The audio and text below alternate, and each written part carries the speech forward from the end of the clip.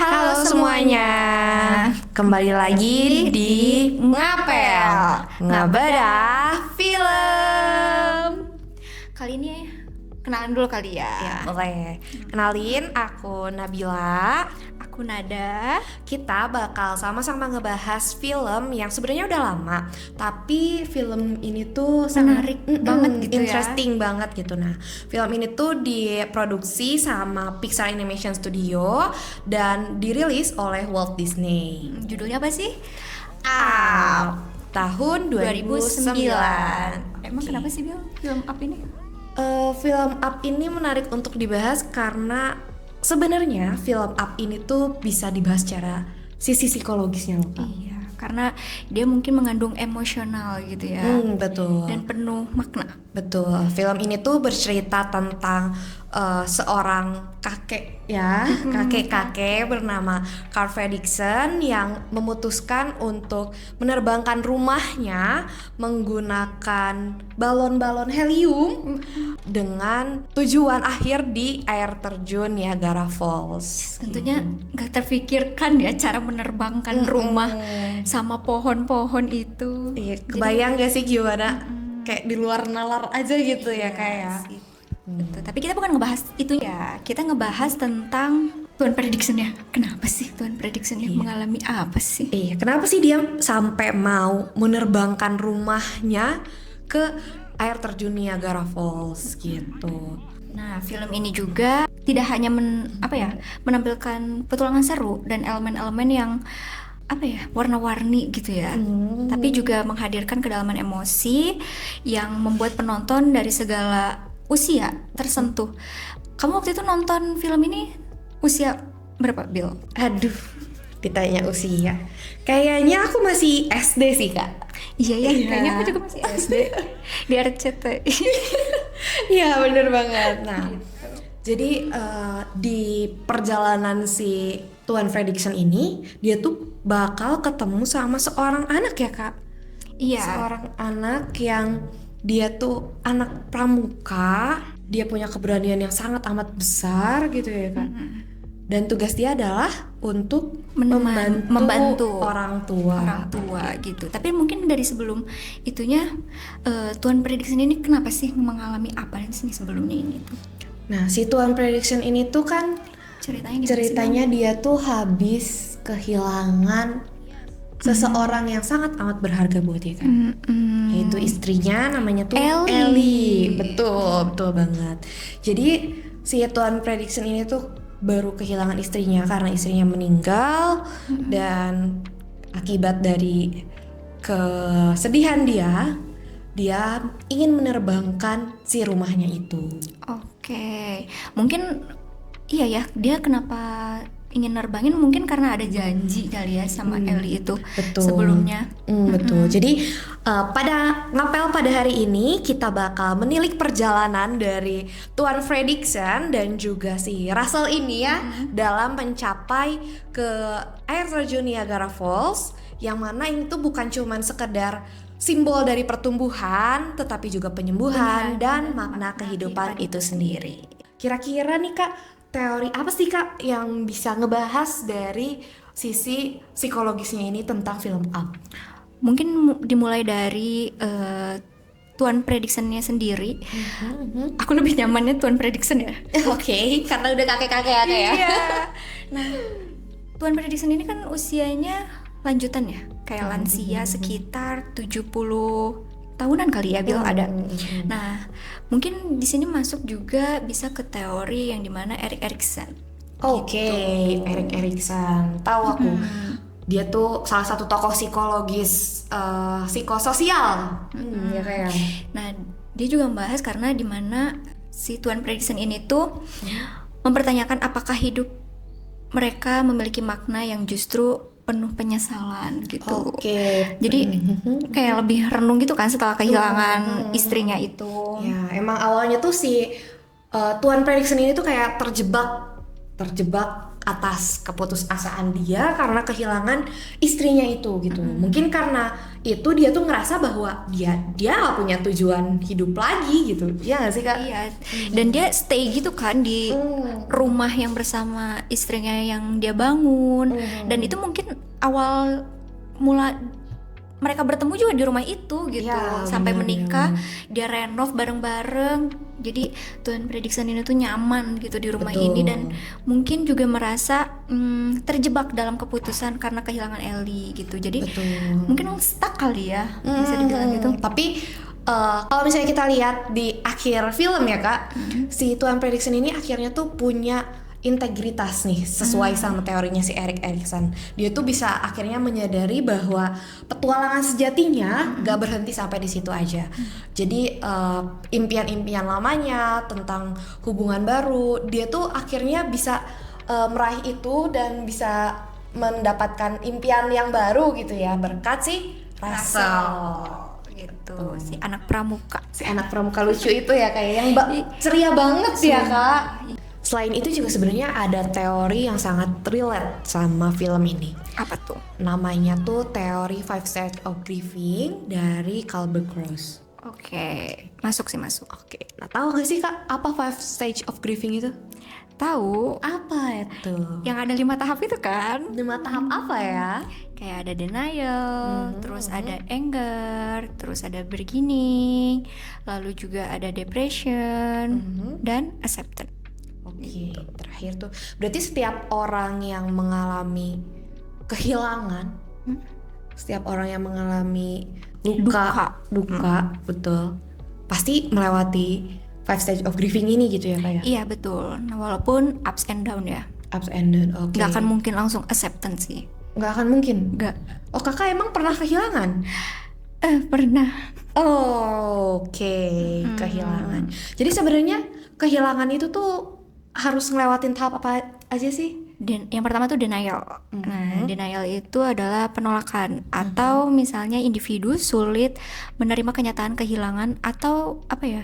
Tidak menerima apa yang terjadi di dalam hidupnya gitu loh. Jadi peristiwa apa yang menyakitkan dalam hidupnya gitu loh. Kayak misalnya merasa kebingungan, terus juga dia tuh tidak apa ya, berpikir kalau situasi ini tuh hanyalah mimpi buruk kali ya gitu. Cocok banget ya Kak berarti sama si Tuan Fredricksen. Betul, saat dia kehilangan istrinya Ellie. Dimana dia tuh masih menganggap Ellie itu masih hidup. Betul. Makanya dia tuh setiap pagi selalu ngucapin kayak good morning Ellie gitu. Iya, terus beraktivitas juga mulai apa ya? Kayak ngikutin waktu pas masih ada Ellie, ngelap kaca, terus pakai dasi, kayak gitu. Terus apa yang ngebenerin burung gitu. Iya. Berarti dia tuh masih denial terhadap kehilangan akan si Ellie, kepergian si Ellie gitu ya. Iya, Kak? betul. Tapi dia juga udah berhasil ke tahap selanjutnya nggak sih Kak? Nah, dia ngelewatin prosesnya tahap anger. Anger. Iya, Oke, kemarahan. selanjutnya adalah tahap anger gitu ya Kak. Yang dimana dia merasa marah terhadap dirinya sendiri atau mungkin orang lain atau mungkin lingkungan gitu yang kayak ngerasa dia tuh tidak adil gitu. Kayak waktu pas dia tuh marah karena kontraktornya tuh ngehancurin kotak pos itu ya iya kayak. betul. Nah itu dia marahnya ini banget kan, di luar kontrol dia banget, sampai dia lost control gitu, ngegetok kepalanya. Iya pakai si kontraktor. tongkatnya Iya, itu sampai ya. diadilin gitu. Makanya dia tuh belum bisa mengontrol emosinya akibat kehilangan dari si Ellie-nya itu. Betul.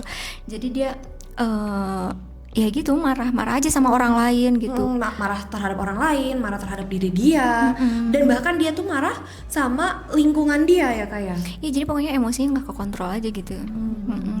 Gitu. Tapi sebenarnya dia juga udah berhasil ngelewatin tahap itu nggak sih Kak? Karena dia udah masuk ke tahap bargaining. Iya, dia juga melewati tahap itu sih.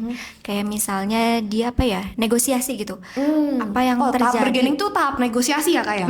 Kayak ini tawar menawar. Tawar tapi bukan di pasar ya Kak ya? Bukan dong. Bukan kayak mau beli barang. Cuman di sini tuh kayak mencari cara untuk apa ya, menghindari atau memperbaiki situasi yang dialami sama diri kita gitu. Kayak misalnya ya itu negosiasi sama diri sendiri gitu. Mungkin pada tahap ini Tuan Prediction itu karena dia masih menganggap Ellie itu masih hidup di rumahnya, akhirnya dia ngebawa si rumahnya ini ke Paradise Waterfall itu kali ya, kayak. Betul, karena dia tuh kayak berjanji sama istrinya untuk membawa dia janji dan itu impian mereka berdua gitu untuk ke waterfall. Iya, dari kecil nggak sih itu impiannya itu. Karena istrinya pergi mendahului dia, padahal dia tuh sebenarnya udah beli tiket ya Kak. Udah, tapi kan sedih banget tuh, sakit Ellie-nya. Ellie sakit dan akhirnya dianya gak mau tuh si tiket pesawatnya itu jadinya hangus. Karena dia nggak mau pergi sendiri Kak. Iya, nggak mungkin. Jadi dia akhirnya membawa balon-balon helium ke rumahnya untuk diterbangkan. Rumahnya itu sebagai pengganti dari Ellie gitu. Jadi biar cita-cita mungkin ya atau impian bersama pasangannya itu masih tetap tercapai. Gitu. Betul. Mungkin ada tahapnya juga sih Bill yang lain, depresinya itu. Oh iya, benar.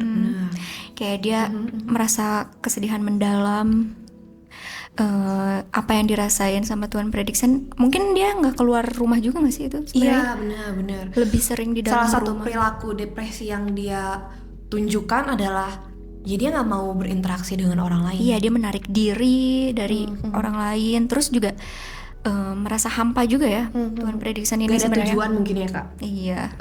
Karena ya tujuan awalnya adalah aku pengen bahagia nih sama Ellie.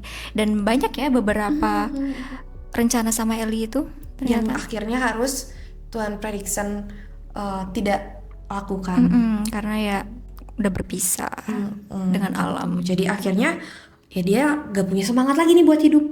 Betul. Jadi kayak ya itu grief ini ya. Iya betul. Di tahap ini ya Tuan Prediction menunjukkan selain dari perilakunya, kita juga bisa lihat dari cool tone filmnya ya kayak. Iya betul. Yang asalnya tadinya pas waktu bareng sama Ellie itu cerah, happy, bahagia. Pas kehilangan Ellie langsung tone filmnya langsung cool, mendung, langsung benar-benar gelap. Itu yang ngebuat penyampaian depresinya tuh langsung kerasa ke para penonton. Betul. Jadi kayak kelihatan ini apa sih? Aku tidak tahu bagaimana cara melanjutkan hidup. Aku tidak punya semangat lagi untuk hidup karena ya semangat aku tuh sudah diambil oleh orang lain. Iya. Atau sudah diambil oleh Tuhan ya. Iya betul. Kehilangan gitu ya. Betul. Tetapi apakah Tuan Prediction ini sudah acceptance belum Gil? Acceptance. Emang acceptance itu apa sih Kak? Acceptance itu menerima keadaan apa yang dialami gitu. Jadi kayak menerima kenyataan bahwa kehilangan dan mulai belajar untuk melanjutkan hidup. Lalu juga bukan sekedar kehilangan tetapi bagaimana individu itu beradaptasi dengan keadaan atau situasi yang baru gitu. Oh mungkin dia tuh udah mulai acceptance pada saat dia ketemu sama Russell. Iya, yang di akhir sih, yang udah sampai Paradise Waterfall itu ya. Iya sih.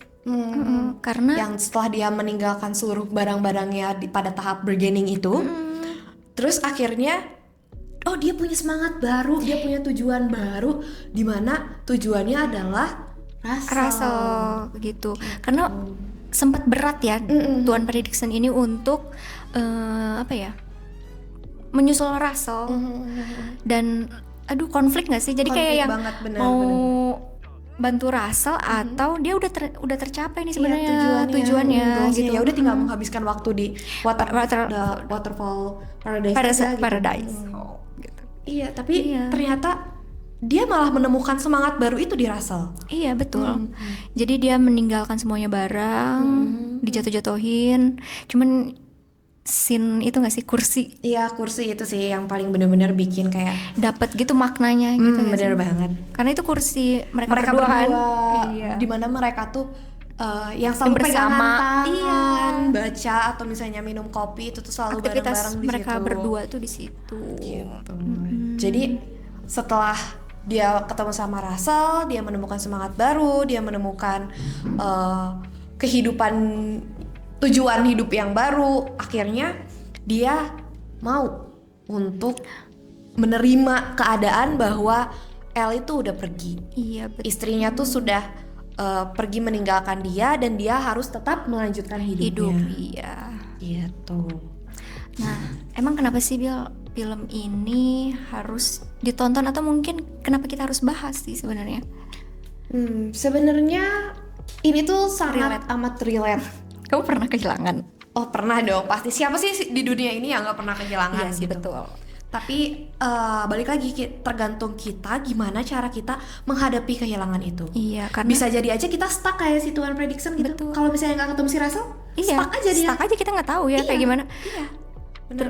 Mungkin juga proses ini emang nggak mudah ya. Iya, mudah. Bakal ups and down, terus juga balik lagi ya kalau misalnya kita lagi. asalnya udah di fase udah acceptance, terus tiba-tiba ke trigger tuh kayak tiba-tiba keingetan lagi, kayak relapse ya. Relapse gitu. Ternyata kita malah balik lagi ke anger atau ke fase denial lagi. Iya betul. Dan itu tuh sering terjadi kok teman-teman, dan it's normal. It's normal and it's fine. Iya, take your time.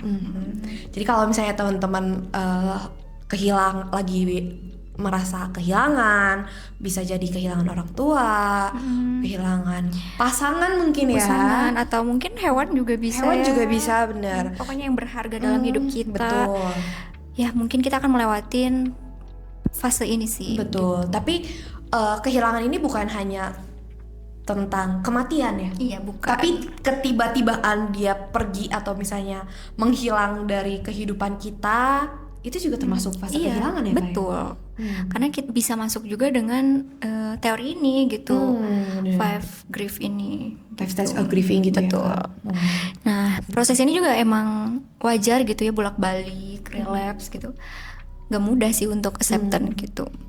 Malah ada yang stuck loh sampai di depresi tuh ya mungkin bisa jadi bunuh diri gitu. Betul.